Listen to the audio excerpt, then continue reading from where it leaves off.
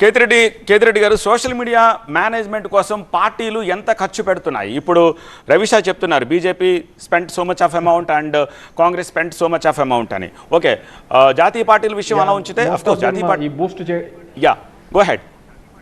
అన్ని పార్టీలు అండి మీ యొక్క వీడియోని వైరల్ చేయడం కోసం బూస్ట్ చేసే కార్యక్రమం చేస్తూ ఉంటారు. అండ్ అన్నిటికంటే అండి సోషల్ మీడియా ఏరాలో మీరు అంటున్నట్టుగా మెయిన్ స్ట్రీమ్ మీడియా చూపించినప్పుడు సోషల్ మీడియా ప్లాట్ఫామ్ లో చూపించిన దానికంటే కూడా ఇప్పుడు సోషల్ మీడియా ఇంకొక నెగిటివ్ ట్రెండ్ లో నడుస్తుంది. ఒక మనిషిని కొట్టక్కర్లేదు, తిట్టక్కర్లేదు, అతనికి క్యారెక్టర్ అసాసిన్ చేస్తూ ఆ బురద జల్లి వదిలేస్తే అదే వైరల్ చేసుకుంటాడు. ఆ బురదను అతను కడుక్కోలేక అతని జీవితాంతా పడాల్సిన పరిస్థితి. అండ్ ఇది మెనీ కేసెస్. ఇప్పుడు మా పార్టీ మీద, మా లీడర్ మీద 1,00,000 కోట్లు అని ఒక ప్రోపగాండాని బిల్డప్ చేసుకుంటా పోవడం జరిగింది.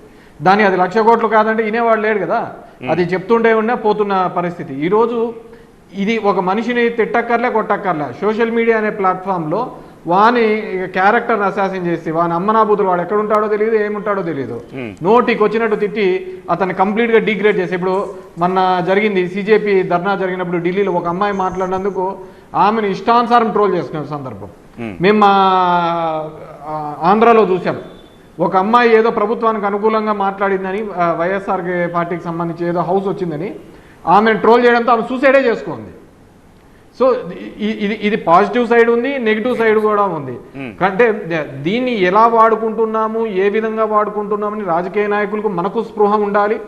అదేవిధంగా సొసైటీలో నాన్ పొలిటికల్గా ఉన్న వాళ్ళు కూడా దీన్ని, ఎందుకంటే ఒక 4 వాల్స్ మధ్య పెట్టుకొని ఒక టీం పెట్టి ఆ టీం ద్వారా ఇవన్నీ కూడా చేస్తారు. ఇది ఒక్కరి గురించే కాదు, రాజకీయ నాయకులే కాదు, సినిమా వాళ్ళకు అదే జరుగుతోంది, వ్యక్తిగతంగా మిగతా వాళ్ళ మీద ఉన్నారు. ఎవరి అభిప్రాయం నిజం అబద్ధం అని తెలియకుండా మాట్లాడుతున్న సందర్భాలు కూడా చాలా మనం చూస్తున్నాం.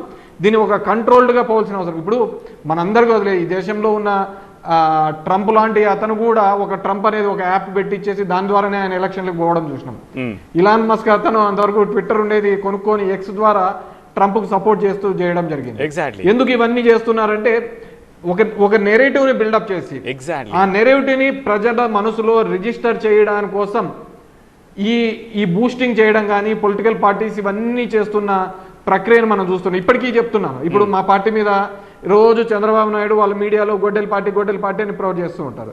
సుప్రీంకోర్టు ఇచ్చింది, ఇది దీనికి వాళ్ళకు సంబంధం లేదని, ఇది వ్యక్తిగతంగా జరిగింది. అయినా కానీ ఒక రకమైన డ్రైవ్, ఒక నెరేటివ్ని బిల్డప్ చేసి మీరు అంటున్నట్టుగా ఈ బ్రెయిన్ చైల్డ్ ఎవరైతే ఉన్నారో వాళ్ళు ఒక నెరేటివ్ బిల్డప్ చేస్తారు, దాన్ని ఒక మ్యానుఫ్యాక్చర్ నీట్ గా ఒక టెంప్లెట్ తయారు చేస్తారు, దాని వైరల్ మీరు ఎడ్యుకేషన్ సిస్టమ్ ఇలా ఉండాలి అని చెప్తే ఎవరు వినడండి.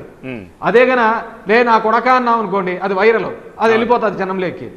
సో ప్రజల యొక్క ఆలోచన విధానం అలాగే ఉంది, మనం పుష్ చేసేది కూడా అలాగే పోతుంది.